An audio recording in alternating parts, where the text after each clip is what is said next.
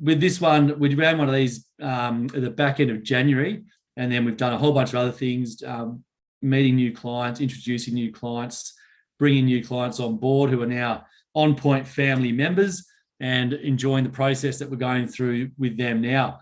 You know, getting finance sorted, finding properties and getting everything done that we talked about back in January is all happening for these guys now. And so anyone who's jumping on now that hasn't seen this before, hopefully you can be doing what they're doing in the next couple of months as well. What have we been doing? So yeah, busy, signing up new clients, looking for new properties, focusing on new areas, seeing what the economy is doing. That's been interesting as well. And the markets are looking a lot better than this time last year, when all the doomsday sayers were saying the world was going to implode and, you know, property prices are going to plummet 30%. In fact, as we were saying this time last year, and this has come true based off, you know, previous pandemic cycles, you know, GFC, all those sort of things, property prices and markets continue to rise because everyone needs somewhere to live. And the pandemic, that's been even compounded further with people rushing to get home and all needing somewhere to live, creating that demand and a real strain on supply. I'll talk about that throughout the presentation in a bit more detail. I'm happy to take questions throughout this presentation as well. So we'll keep it pretty interactive. If you have any questions, just type them in your question box and Karina will send those through to me. If I don't get to it straight away, don't worry, I'll answer all questions at the very end as well. So all questions, the more the merrier, because we want as many questions as we can, because they'll draw out more questions and answer other people's questions as well.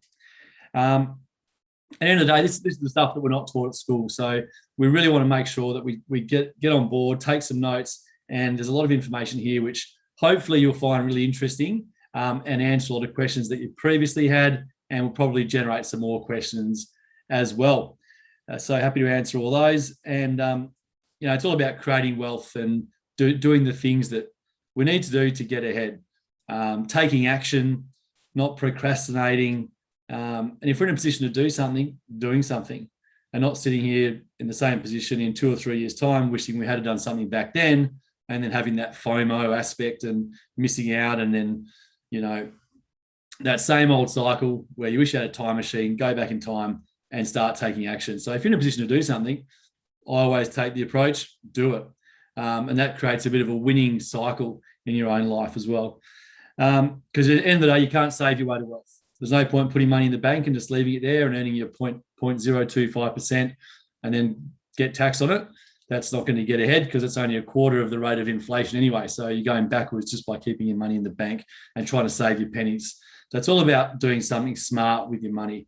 I'm not saying rush out and do the first thing you see. Due diligence, research, all those things come into play, but doing smart things with your money.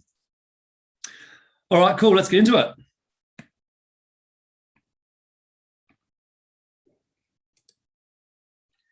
So who is this info for? So basically all ADF members, current or ex-serving, doesn't matter. And you'll see how that applies.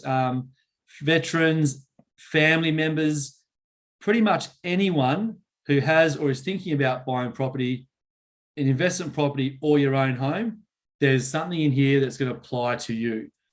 So make sure that if you are in that position where you're looking for your first home or your second, third, fourth investment property, whatever it is, there's going to be information in here that will apply to you, whether you're current serving, ex-serving, or you're a family member or a friend of someone who's in defence. There's a lot of information in here. If you're not in defence, it's still going to apply to you when it's in terms of purchasing and acquiring property.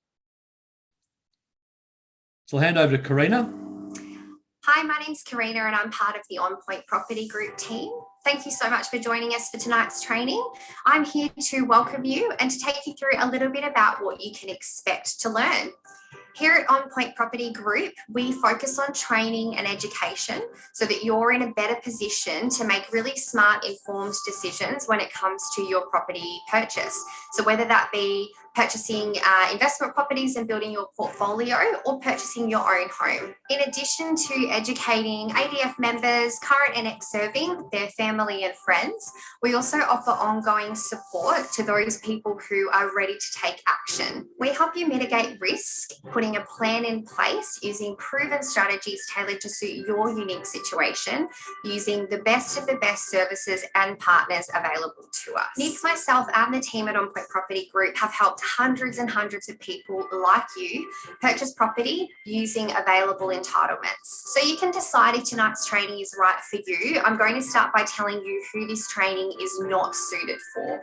If you're looking to get rich quick, or buy and flip houses, or perhaps renovate your own home, this training isn't for you. This training is designed to educate people on how to use their ADF entitlements, help people that are serious about putting a plan in place and take that next step in their property journey. It's for people that want to learn how and when are the best times to use your entitlements, learn a bit more about the property market, and people who are really serious about setting themselves up for life after service. Some of the content covered in tonight's training will be an overview of your ADF housing entitlements, the best time to use them, finance tips and updates, how to build a portfolio and own your own home outright, where, what, when to buy, and also 4 different real-time scenarios of how people have successfully used their ADF entitlements to set themselves up for life after service. Make sure you're tuned in for these real-time examples so you can determine which of these circumstances reflect your individual situation and how you can use smart strategies to reach your financial goals. This training is designed to be interactive, so make sure you post your questions and comments below so that Nick can make some time to answer those questions and ensure that you're getting the most out of this training and your time with us here tonight. I'll now hand over to Nick to kickstart the training and get into the good stuff that you've all been waiting for. Awesome. Thanks, Karina. So some really key points that Karina just raised then. And Karina is our business development manager and deals firsthand with a lot of our clients when they first come on board as well. So everyone deals a lot with Karina, so she's very knowledgeable in this space as well. And the key ones there are, who it's not for. If you're looking at doing those quick get rich quick schemes, double your money overnight, this isn't really for you. So what we're getting at there is it's all about a medium to long term view and putting in smart low risk strategies with which to achieve that. So that's what we focus on. We're not here to provide a silver bullet that's going to get rich quick overnight. That's not what it's about. And if your vehicle asset of choice is not property, it might be shares, it might be something else. There's still stuff in here that you can take away, and then hopefully we can sway you to the advantages of property, not necessarily over shares, but there's always that debate, isn't there, property versus shares. I love both, but property is my main vehicle to create wealth, but I also love shares as well. All right, cool. Let's get into it. Now, firstly, a bit of a legal disclaimer. Everything we're going to do here tonight is for illustrative and educational purposes only. It's not presented or should it be treated as financial, legal, or investment advice. So who are we and who am I? So obviously my name's Nick Griffith. Married to Liz.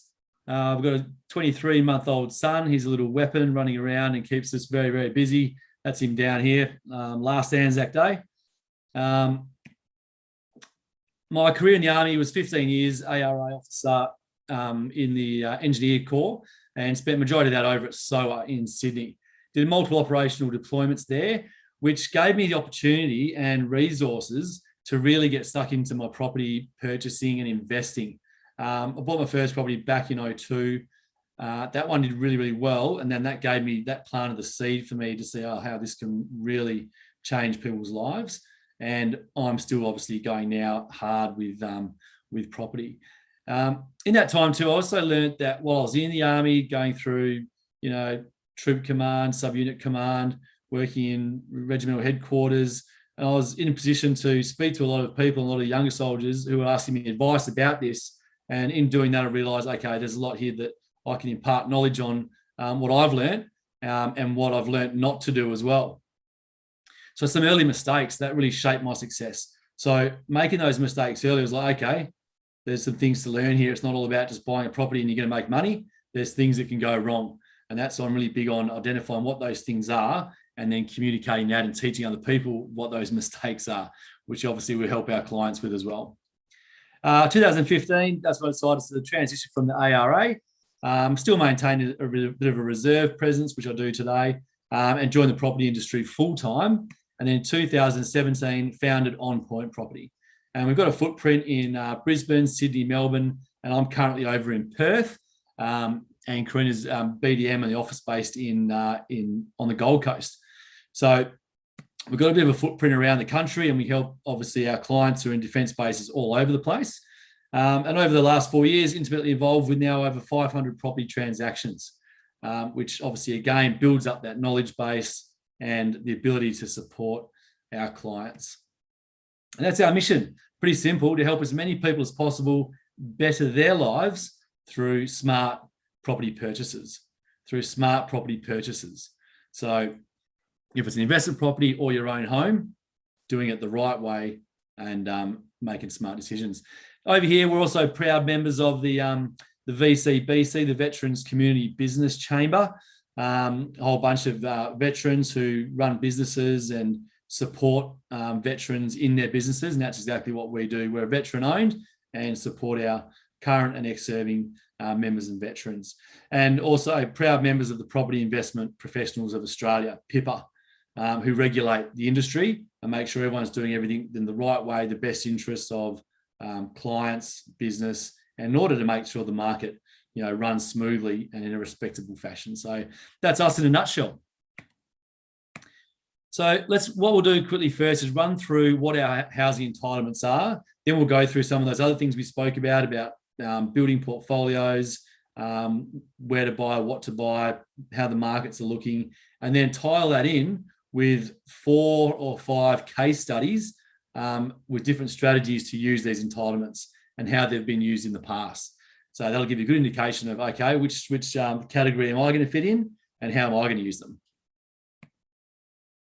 So obviously we'll look at our HPAS, Home Purchase Assistance Scheme, HEPSI, the Home Purchase or Sales Expense Allowance, the DOHAS, which everyone sort of should know if they haven't heard of it already, the Defence Homeowners Assistance Scheme,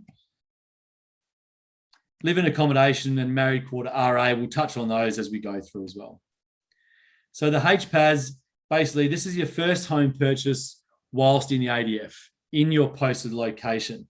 Not eligible for land only, so it must be an existing property or a house and land package. It's payable once, so you don't want to pull the trigger too early on it. So this will come back to where you're posted, the timing aspect. Just because you're posted to, say, Wagga, doesn't mean you need to rush out and buy a property and use your HPAS for a property in Wagga, which when you get posted out of Wagga isn't going to really be a well-performing investment property. Hang on to it until you're in the right location.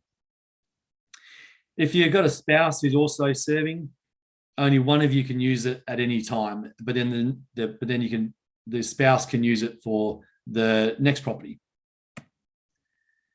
Available only to full time, so once you hit reserves, it doesn't carry over, and you must have 12 months remaining in your posting on the day of contract signing. That's because there's a requirement to live in the property for 12 months. So the HPAS, it's just under 17,000 before tax. After tax, it's just under 12K to factor into your planning. And if you're buying with a third party who's not your spouse, then the HPAS will reflect the ownership of the, if you're going thirds, then the HPAS will reflect that. So the HEPSI is an allowance that is payable when you're buying and selling property due to a posting cycle and service needs. So it's available full-time service only. And here's where it's basically saying you're entitled to be refunded for all reasonable expenses incurred in the sale of your own property and or the purchase of a new property if you are moved for service reasons. So if you're moved for service reasons. So if you're getting posted out and you want to sell your property, you can get all the selling expenses reimbursed. If you're buying a property, your buying expenses reimbursed. stamp duty, etc., selling costs, buyer's agents fees, and applies for all subsequent properties. And all these things add up: agents, commission, stamp duty. These things add up to well over $20,000, $30,000. It can be used multiple times, but maintaining the buy-sell sequence. So DOHAS, this is the one that everyone's heard about. It's probably the most common, and there's a lot of different things to be unpacked with DOHAS. It's a bit of an onion with a lot of different layers to see whether or not it's one, if it's worth taking out, or two, if it's going to suit your situation. So to use or to be eligible for your DOHAS, you must have served at least within the last 5 years after discharge.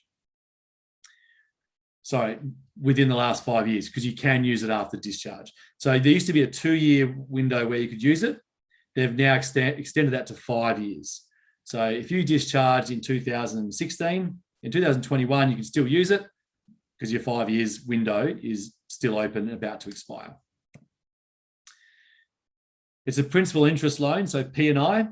So that must be taken into consideration when working out your cash flow. It's worked off the average house price, which I'll cover shortly, to determine the subsidised loan limits under 3 different tiers, and they're based off how long you've served. So each tier's loan limit represents a percentage of the house price, tier 1, 2, and 3. So tier 1 is the lowest tier, and it's 40% of the average house price is what you can get as a loan, up to about $300,000. I've got a chart that shows this actually, which we'll just go to, and then that shows all the figures. So here's all the figures for financial year 2021. So tier 1 or subsidy 1, you've served a minimum of 4 years. So once you've served 4 years, you tick over into tier 1. The maximum you can borrow is $300,000, and it's a monthly rebate of $197. Tier 2, once you tick over to 8 years, maximum purchase or maximum financed amount is $450,000 with $296 monthly reimbursement. And then tier 3, this is when it gets worthwhile. You've done 12 years, you're in tier 3, $600,000 you can borrow under a DOHAS loan with $400 a month reimbursed. So that's probably when it starts making sense financially. You can also take a lump sum option out. Obviously, there's a lot of caveats with this though. So you can receive a lump sum payment. Obviously, you have to do your 4 years, and they'll work out your lump sum payment based off the time you've served minus 4 years. That's the lump sum amount. But it's done only at tier 1. So they'll still work out the time you've served, but it'll only be paid at tier 1. So roughly, that's going to be just over $11,000 as a lump sum option. So if you combine your first homeowners grant with your HPAS and your DOHAS lump sum option, that's over $40,000, depending on which state you're in, because the first homeowners grant differs state by state. But that's $40,000. But the key thing is the lump sum is not paid prior to settlement. So it can't really be used as a deposit. It's paid after settlement. But it could certainly be factored into your cash flow and borrowing capacity. But when you work with a good broker, he'll have all your numbers squared away. And as long as you know all your dates, he can factor that into any loan application and make sure that you get it fully accredited. And another note there, it's a condition of receiving the lump sum that you mustn't have previously owned a home, either to live in or for an investment whilst in the ADF. But even that condition is subject to change because they're currently reviewing all these policies. So that one may have changed. Now with your DOHAS, you must do 20 years to retain tier 3 after discharge.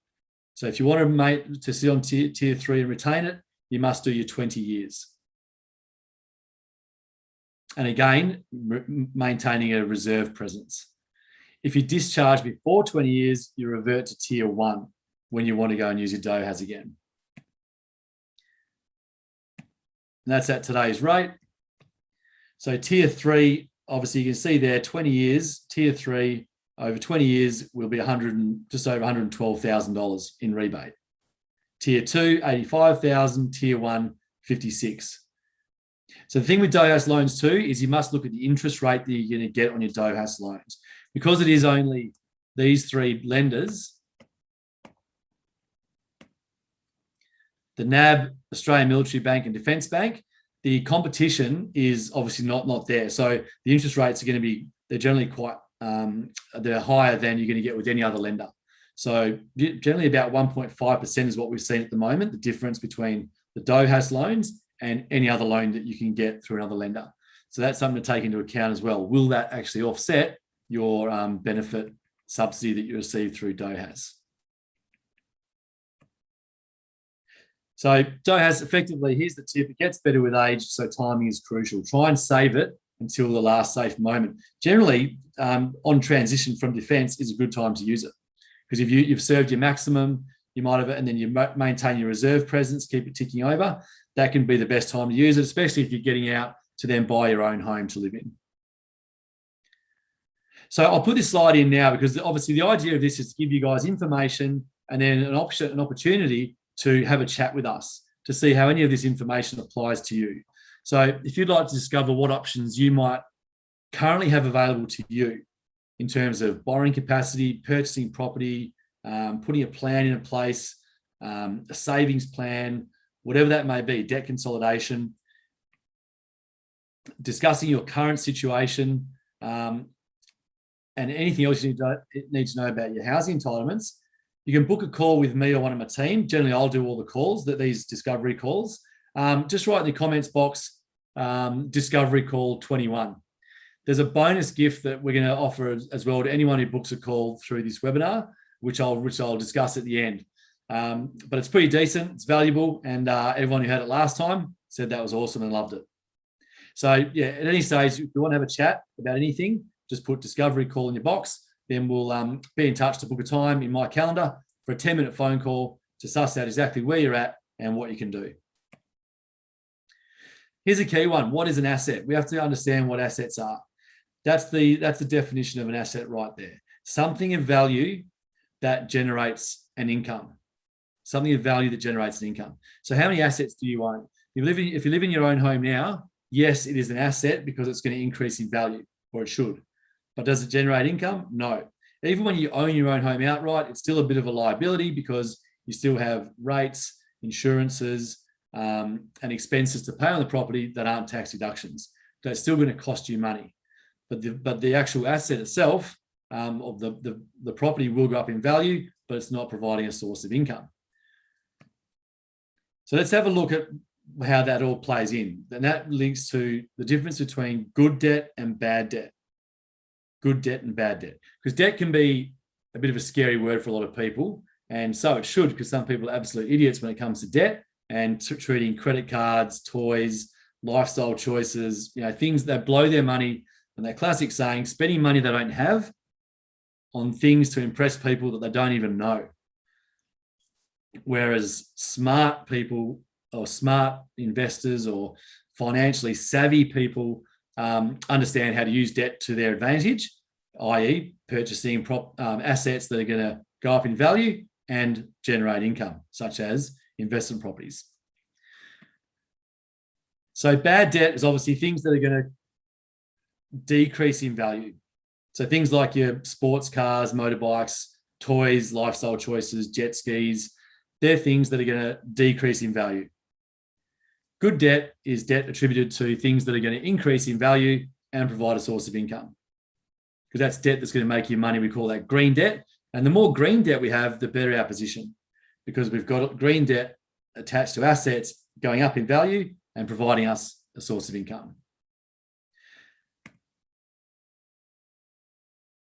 So limiting beliefs and obstacles, why haven't you already got these things? So here's some things that hold people back. Interest rates, analysis paralysis, where they just can't make a decision. They're sitting there focusing on all the negatives, all the positives, different strategies. They just can't make a decision.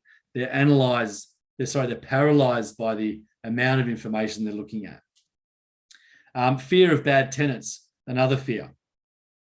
The way we solve these is through having a great property manager, buying in locations where the middle of the market lives, where the young families with parents with secured jobs want to rent our properties, not in the lower end of the market.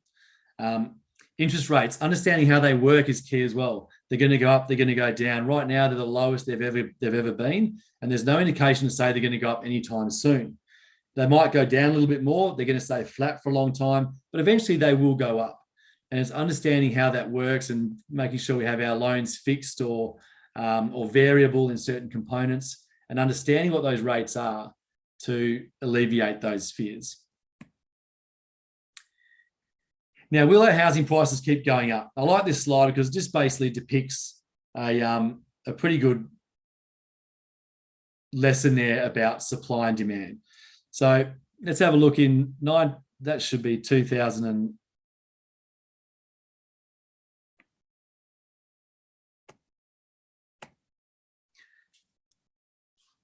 the slide on the left should be about 1960.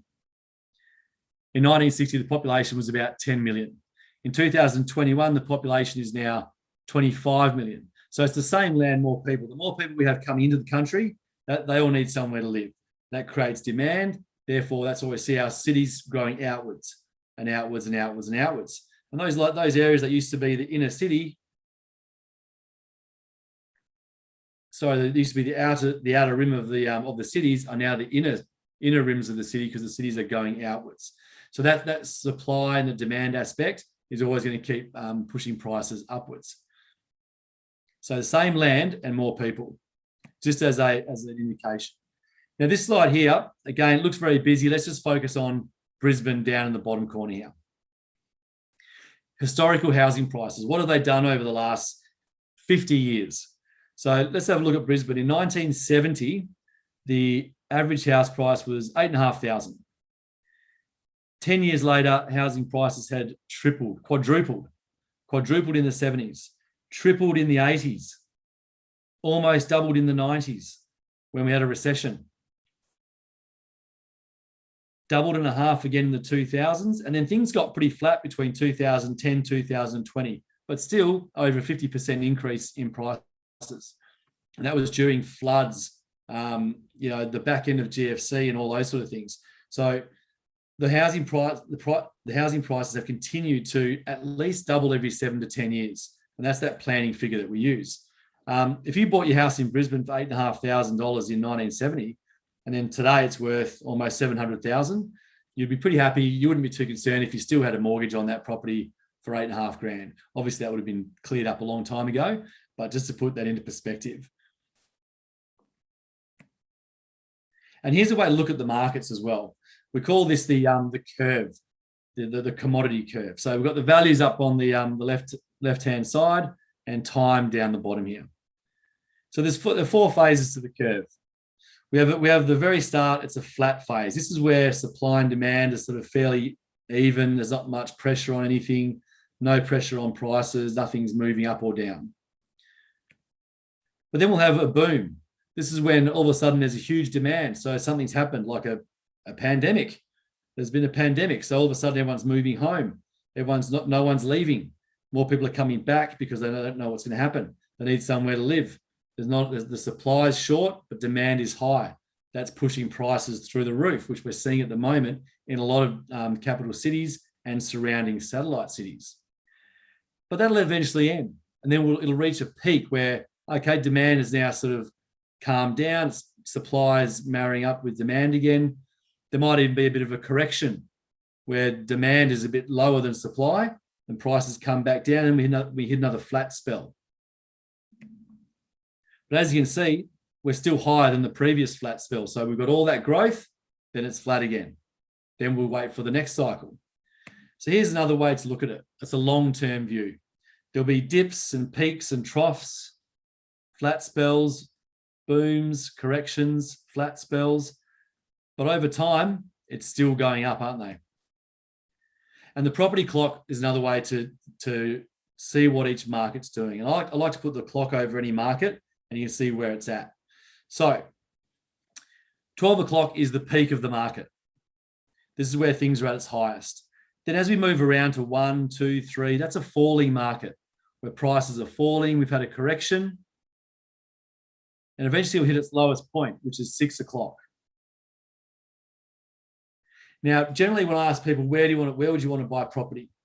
Would it be, what time on the property clock? A lot of people say, oh, well, it's 6 o'clock, because that's the lowest point. That's where you pick up the price, the lowest price, which is true. However, it's also, you don't know how long it's going to be at 6 o'clock for. So where we want to be buying property is where it's indicated, 7 o'clock, because that's where things have started to move. All those factors that push prices up are starting to happen. We've got demand and supply factors, population growth, government spending and infrastructure, affordability. All these things are starting to happen in a certain market, pushing prices up. So as you can see here, and we call that a rising market. And we want to be buying property here in a rising market, not up here, once it's too late and the party's almost finished.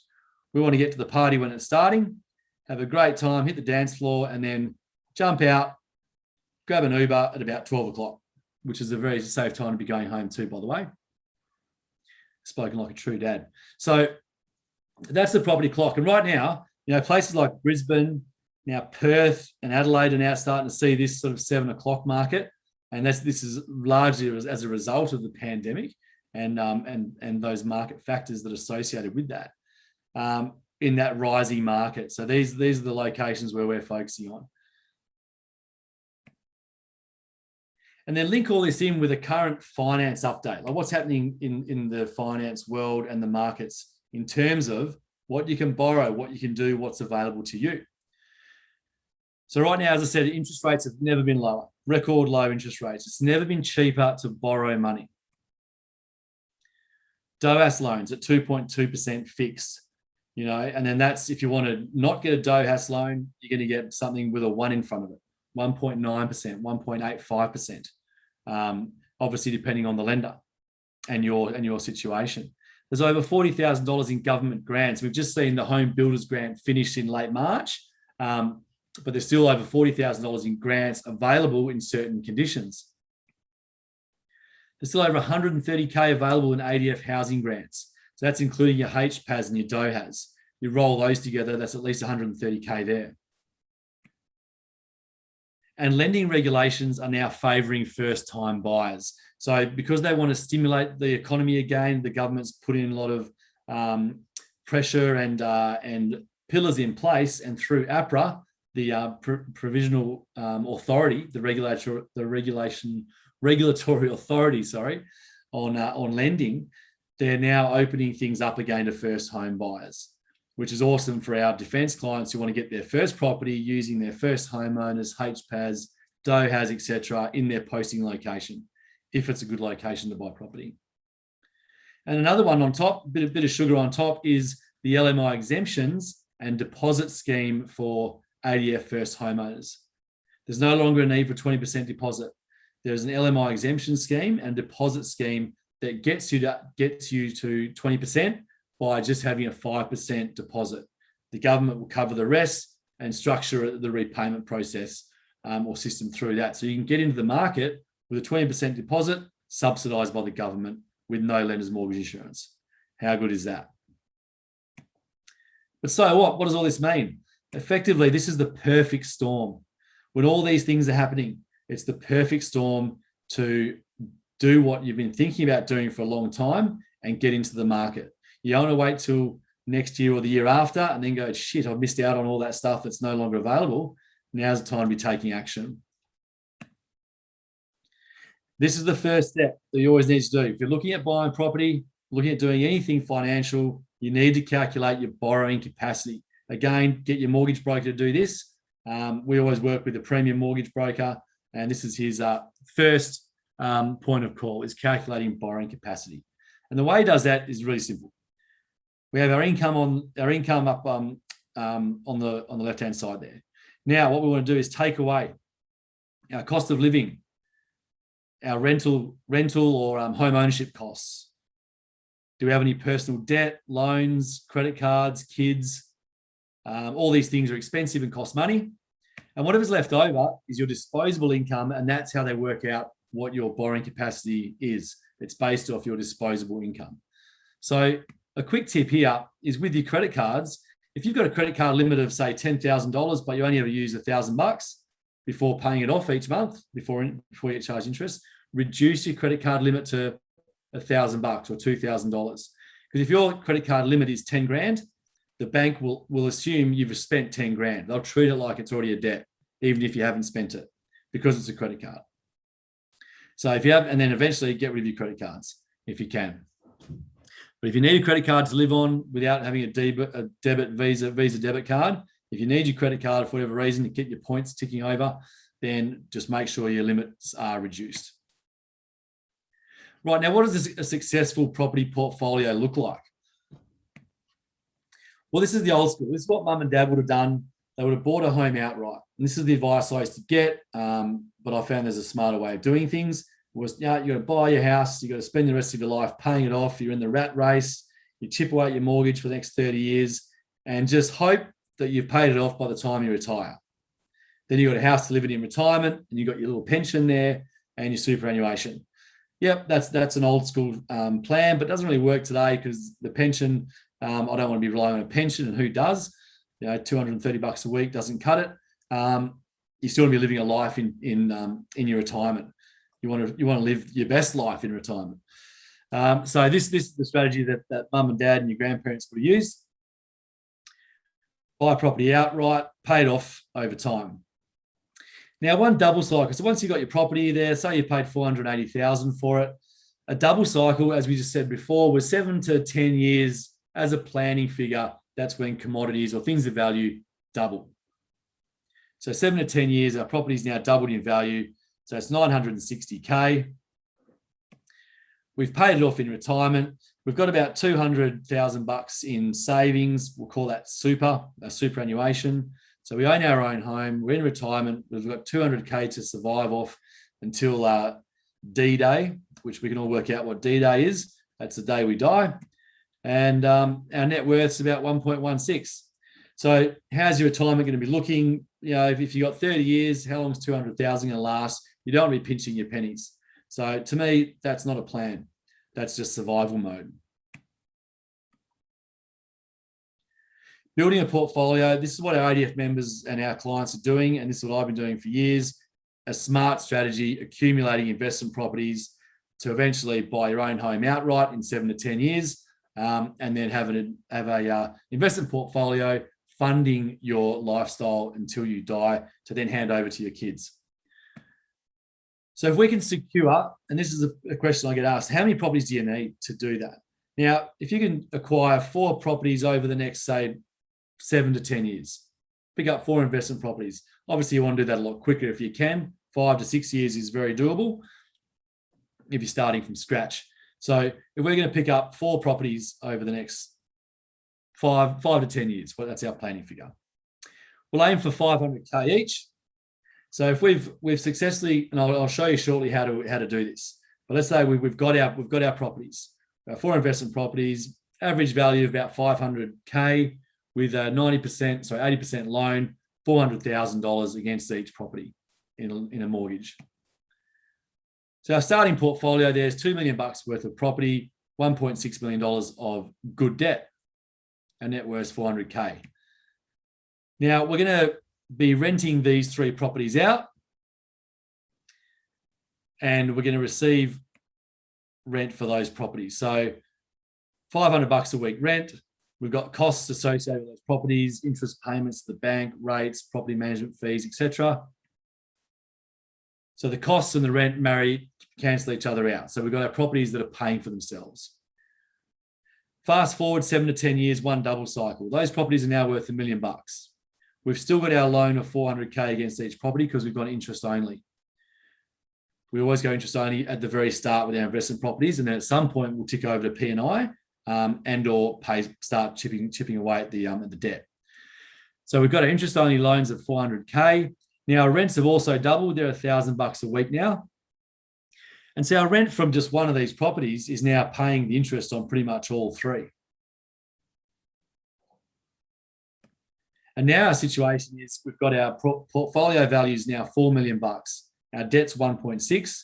That means our net worth is now 2.4 million, and we've got a net revenue of an extra $500 to $1,000 a week in our pocket. That's not a bad way to then enter retirement. So if you had these 4 properties 10 years before you retire and you hit retirement at this age with this in your pocket, this then creates a great situation where you've got 4 properties that are going to continue to increase in value and provide a source of income to you in retirement. And of course, you've got the option of selling one property to pay down all this debt, refinancing one of these to then buy your own home outright. It basically creates a myriad of options for you. So if you pick up 4 properties that pay for themselves in growth locations, increasing in value, providing a source of income, that's a great way to enter retirement. But how are we doing that? So we need to start with our first property. So we need to do everything we can to get our first property to start accumulating over the next 5 years or so. So let's say here's our first property here. We'll call it our PPO, our primary place of residence, because we're going to use our HPAS, DOHAS, First Homeowners Grant, and any other government grants that are currently available at the time of purchase to secure this property. We've worked our butts off. We've also saved up a bit of a deposit. We've asked mum and dad for help. Whatever we need to do to get that first property, we do it because we want it, right? So now we've got our first property, we're away. Now we've bought the property in the right location at the right time. We're going to create equity in the property as it increases in value. Equity is the value of the difference between the current value and what you owe on the property. That's your equity. You can access that equity through a loan to then secure property number 2. So your equity from property 1 will be your deposit and costs to get property number 2. And now once you've got 2 properties, the time it takes to get the third is even quicker because you can access equity from property 1 and 2 to make up the deposit and costs for property number 3. Repeat the process, equity from each of those 3 properties to get property number 4. So what, 3 years to get the first property, or 3 years between the first property and the second, 1.5 years between the first 2 properties and the third, and another 1.5 years to get the 4th property, because we're accessing a bit of equity from each of those properties. So we're accumulating, leveraging from property to property, making sure that they're all paying for themselves. And if our properties are paying for themselves, how many can we own? Well, the answer is as much as we want until our borrowing capacity runs out, which at this point would be about right. Then we hit the consolidation phase where we just sit on our properties, wait for the values to go up, the rents to increase, and there's our passive income and our capital growth. And we sit back and we're making our money, watching our passive income and equity grow while we sleep. And that's how we accumulate property. Now, rent vesting is the perfect term for what I love doing and what a lot of smart investors do. It's basically renting where you want to live, so which offers flexibility and lifestyle, and then investing where you want to make your money. So you buy where you want to invest to accumulate faster. So when you're in defence, you've got your married quarter, you've got your RA, or you've got your living in accommodation. That subsidised accommodation. It's right where it's obviously close to work. It has to tick certain boxes to make sure it is sufficient accommodation. And when you're in defence, this is the perfect strategy to adopt. Rent vest, renting where you want to live, and then buying where you want to invest. And it frees up your cash flow because you're not paying a principal interest loan, you're renting. Some people say rent money is dead money, which I couldn't agree with more if you're not doing anything with your residual cash that you're saving by renting. If you're just blowing it at the pub or on the pokies or buying, crap things that are going to go down in value, then rent money is dead money and you're going nowhere fast.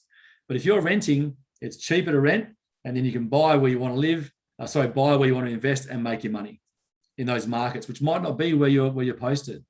If where you're posted is a growth location, then we'll talk about that strategy shortly. But if where you're posted isn't a growth location, and you've got the money to do something, then put that money in a market that's going to grow for you. That's planting your seeds and growing your apple tree in that market. Okay, now what to buy and where to buy and when to buy. So what to buy?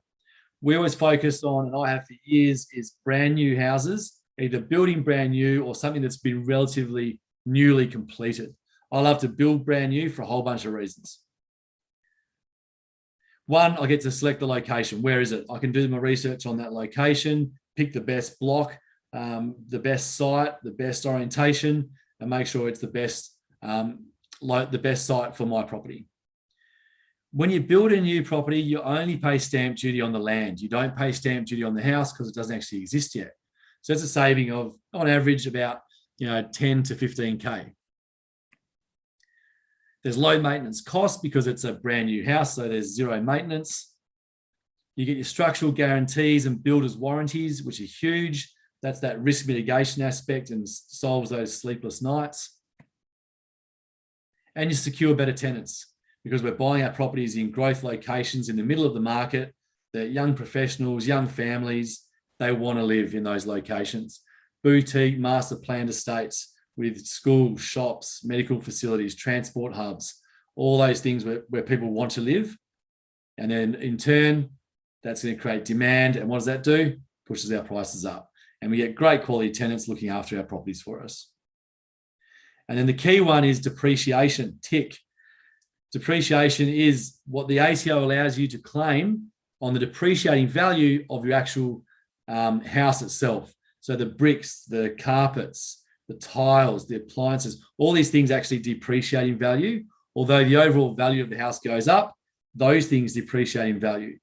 That depreciating value, the ATO allows you to claim almost 15K in the first year. And you can maximize that over the first 5 years. So $15,000 in the first year alone, you can claim as a tax deduction on average, depending on your depreciation schedule. So think how long you have to, when you normally do your tax return, scrounge around for receipts, etc.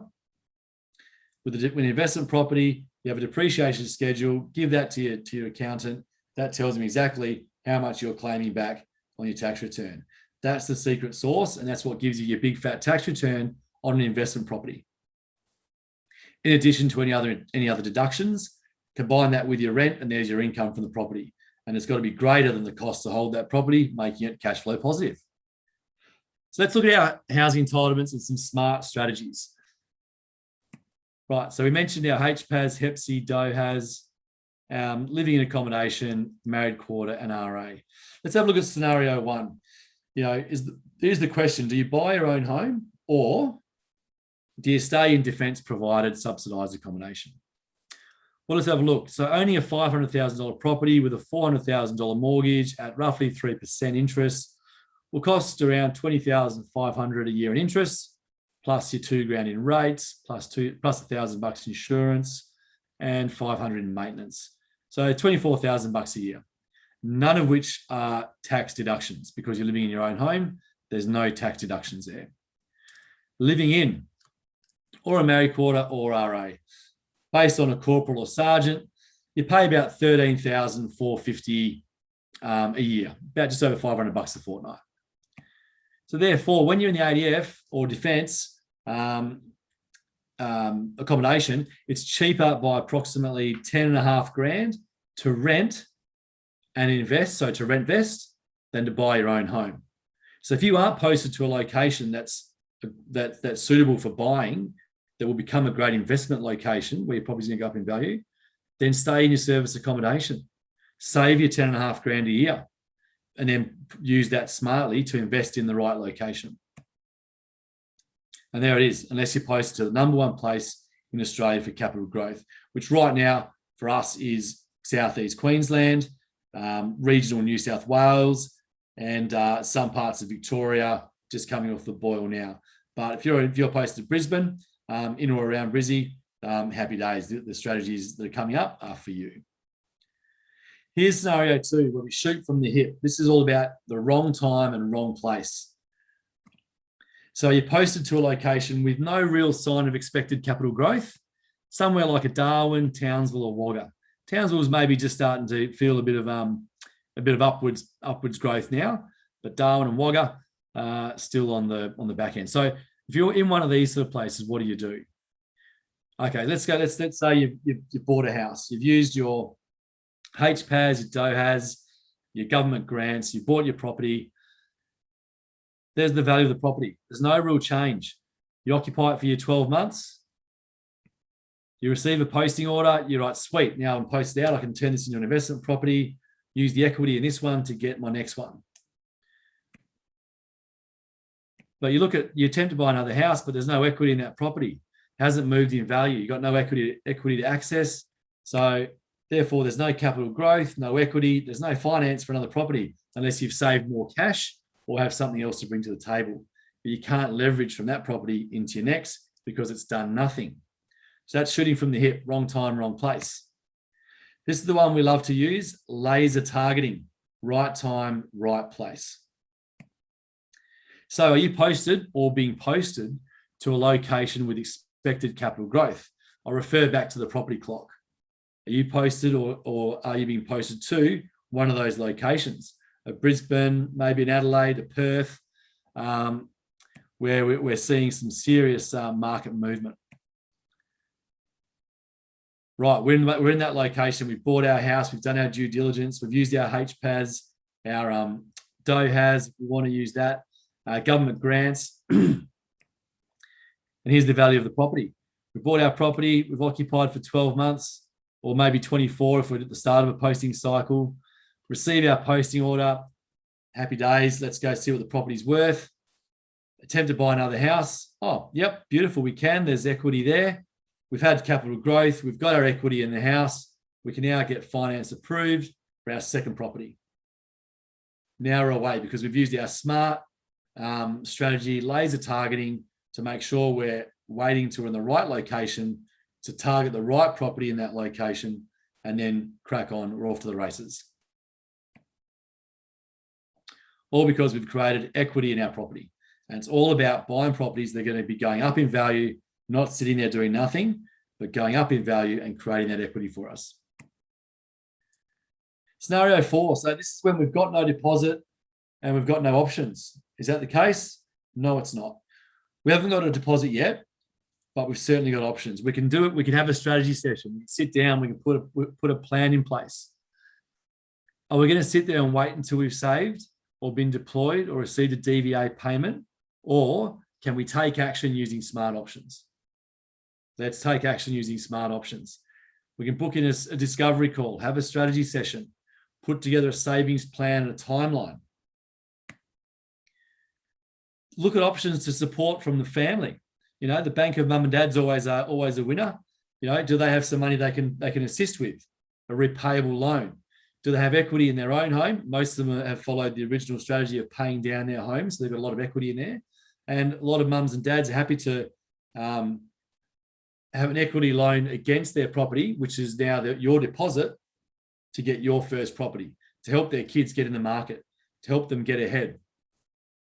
So the bank of mum and dad and utilising the family home as for an equity loan to provide deposit and costs for your first property. This isn't a great one, which a lot of people are happy to do. And of course, again, it's cool if they're not happy to do it as well. It's all about concurrent activity, taking advantage of market conditions early. So by waiting 2-3 years till you've saved, you may have missed the boat and you're sort of chasing your tail because we're trying to save that deposit in order to get that 10% or 20%, but prices are going up and they're getting away from you. So by putting plans in place now, we can take advantage of market conditions early by putting a plan in place. Again, if you need to have a chat, book in a discovery call 2021, and we can book you in for a chat and see where you're at. Now, scenario 5, getting on the front foot, using our time wisely. So here's our situation. We're being deployed in the next 12 months, or we're expecting to receive a payment from DVA, or we're expecting some money to come into us or access to money in the next 12 months. We want to get started in the market ASAP. What are we going to do? Are we going to wait that 12 months until we return from a deployment or until we receive our payment? Or are we going to put a plan in place now? Now, by putting a plan in place, there is zero risk. You're getting on the front foot. You're putting your plan in place. you're benefiting from market growth and potentially controlling a property sooner. Not owning a property, controlling a property. And I'll explain that shortly. We're buying time for a deployment, for finance to come in. And then finance isn't due until we get back from a deployment or until our funds come in, all part of a planning strategy process. So to make that clear, here's the timeline. We put a plan in place. We identify a property and we submit an expression of interest on that property. Finance on that property isn't due for 6 to 12 months because we've selected a property that's only coming on the market in 6 to 12 months. Not one that's available now and needs to be secured. This is an expression of interest. The property is not even available for another 6 to 12 months. So we're now controlling that property through an EOI. Control is the key word. We then deploy, or we then wait out our time until we've received our payout. We've returned from our deployment, or we've now received our payout in order to then do our finance. We can now get our finance approved. And the key thing is we've controlled that property from back here through an expression of interest. In that time, the value of that property or the land it's going to be built on has increased. So we've secured capital growth, hasn't cost us a cent, there's been zero risk, and we've now got our finance approved and a plan in place, and we've made money on a property before we've even taken ownership of it. That's what I call getting on the front foot and using our time wisely. And again, we've done this with a number of clients in different situations. Either they're about to be deployed, they're about to sail on a ship, or they're expecting a DVA payment to come in towards the end of the year. We can do this process now, secure a property, EOI in, $1,000 down, fully refundable if you don't proceed. But you're now controlling the property and it's not costing you a cent, making money as you sleep with zero risk. Smart strategies. That's what it's all about, guys. And here's some common mistakes and how to avoid them. Not having a plan. I'm going to say it. Failing to plan is planning to fail. We love the cliches, but that's probably one of the most poignant ones you're ever going to hear. Failing to plan is planning to fail. And it's simple to put a plan in place. Give us a call. We can book in a strategy session and put a plan in place for you and help you put a plan in place. Now, the other one is buying locally, buying where you live just because that's where you live. That's a huge mistake unless where you live is going to be a great growth area. If there's nothing going for the area or nothing to indicate prices going up, then why would you buy there? And the wrong property at the wrong time. That links in with buying locally and not doing your research or due diligence. Effectively making bad decisions through lack of research. This is where we help our clients. We have a full research process and program, full property selection criteria, making sure that we are making informed decisions based off research, experience, and data. Not using a broker and going with the same bank. It's not necessarily a huge mistake, but it can be costly. If you use a broker, they're completely independent. They work for you, not the bank. The bank actually ends up paying them. You don't pay the broker. They're working for you to get the best deal. So they know what your situation is. If they're any good, if they're a premium level broker, they have access to business development managers at the different banks to negotiate better deals. You're going to get the best deal using a broker. We always advise our clients to use a broker. I always use a broker. Why do I want to spend my time sitting down at the bank? I know they're just going to try and shape me towards their products, and that's where I'll end up if I go to a bank. A broker will work for me and get the best deal for me, which they'll also do for you when you use a broker. And not getting help, advice, or support. Whatever you want to do, someone's going to have done it before. So why not seek out those people, seek out that person and ask them how they did it. And then hopefully if they're any good, they'll also tell you what they did wrong. And I'm big on that, identifying those mistakes to look out for and then clearly mapping out the steps to success that have worked in the past. So getting help, advice and support. We've got a team that we have in place that helps our clients through every step of the process, from finance assessments, research, property selection, building a property, everything right through until property management. All these things need to be taken care of. we've grouped together and provide that for all our clients, and they love it. So in summary, guys, I know we're just ticking over time here now. You're probably getting sick of my voice, but just bear with me for a couple more minutes. So summary, ADF entitlements, we've covered those. Finance updates, tips, government grants. It's never been a better time to borrow money, utilise grants, and get into the market. We've looked at what a successful property portfolio looks like. 4 great properties paying for themselves 10 years before you retire should be the minimum goal. And how to leverage from property to property and build that portfolio. We looked at where, when, and what to buy and the things to consider. And strategies to use your entitlements. 5 different scenarios. Everyone's going to fit into at least one of those categories, and how to apply that. So again, book in a discovery call, 10 minutes, and we can see which one you fit into and how these lessons and strategies can apply to you and your family. And the cost of not getting this right, guys, is huge. The cost of making a mistake or rushing into something and buying the wrong property at the wrong time can be massive, and it can set you back years. I know this firsthand. I've seen what mistakes can cost. And if I had my time again, I would have gone back and obviously got advice before making those decisions. So advice is free. Advice is free, but the cost of not getting advice can be huge. And the flip side, the benefits of getting this right.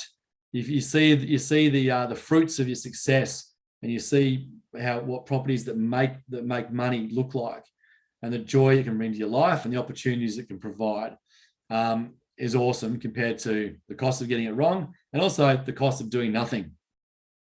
The cost of doing nothing is also just as bad as getting it wrong. If you're in a position to do something, do something.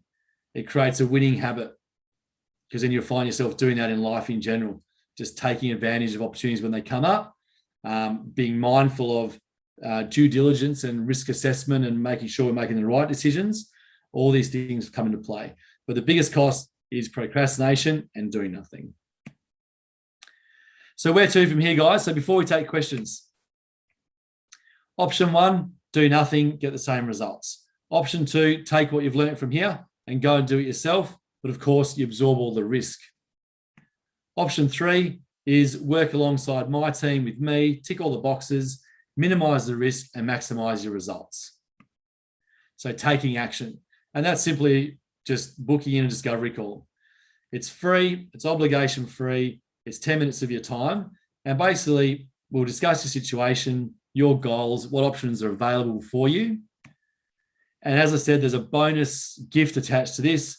If you qualify during the discovery call, we'll provide you a free strategy session, normally valued at $297, but we'll do that for free. That goes to over Zoom if we're not face to face, and you'll get a detailed strategy plan done for you, which you then take away, or you can continue to work with us if you love the sound of the plan and want help executing that plan. So again, nothing to lose by booking a discovery call and then getting your free strategy session. And most people are surprised at what they can actually do, which is pretty cool. So discovery call 2021 to secure that deal for you. Righto, so questions. So there's a couple of questions that have come in. What have we got there? So is your 5 years for your DOHAS backdated from discharge? Yeah, great question, Andrew. So we've had that one a few times. And the answer is yes, it is. So although it was only brought in last year that it was extended from 2 years to 5 years, if you discharged in 2016, you've got until the same date in 2021 to activate your DOHAS certificate and then get the ball rolling. So you can backdate your DOHAS. Can DOHAS be used on land only? No, it cannot. So your DOHAS must be on, you can use it for a house and land package. But you can't just have a DOHAS loan on a block of land, because remember, you need to occupy. So if the intention is to build on the, if your intention is to build a property, then awesome. You can factor in as a house and land package. One more question here. What does the strategy session involve? And can I use first homeowners grant and HPAS if my partner already has a property? Yep. So strategy session, as I said, we'll look at your situation, put a plan in place, looking at all the considerations and mistakes to look out for, and put a plan in place in accordance with a timeline about how to get to the finance correctly, secure the property, source the location, and get the whole job done. That's all done in accordance with the timeline. We map that out for you and you take that plan away. And the second part of your question, can you use your first homeowners and HPAS if your partner has a property already? Yes, you can, as long as the property is not in your name, then you can use your HPAS first homeowners grant in your name, and your partner can still be a financial partner in terms of the finance, but the property will be in, the title will be in your name only. So yeah, you can. That's the only questions we've got there at the moment. So what I'm going to do, I'm going to wrap it up there for now, guys, because we have run out of time.